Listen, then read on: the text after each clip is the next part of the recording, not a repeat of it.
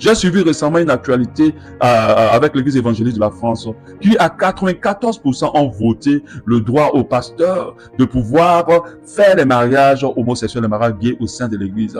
Les pasteurs vont donc pouvoir unir des personnes du même sexe. Les 105 responsables protestants réunis à 7 se sont prononcés très largement en faveur de cette réforme. Romary Poto, vous avez suivi ce synode pour iTélé et cette décision va concerner plus de 200 000 fidèles.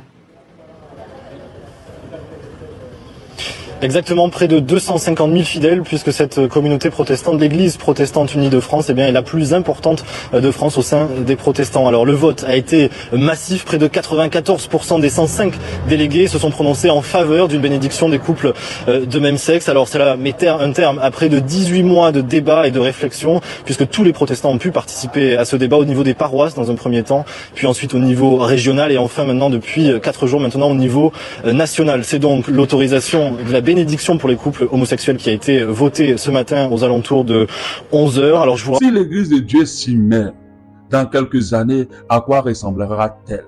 94% des gens qui ont voté le fait que les pasteurs puissent marier 2 hommes et 2 femmes au sein de l'église. Bon, je ne sais pas quelle Bible ces personnes lisent et qu'est-ce qu'ils lisent exactement pour avoir cette conviction.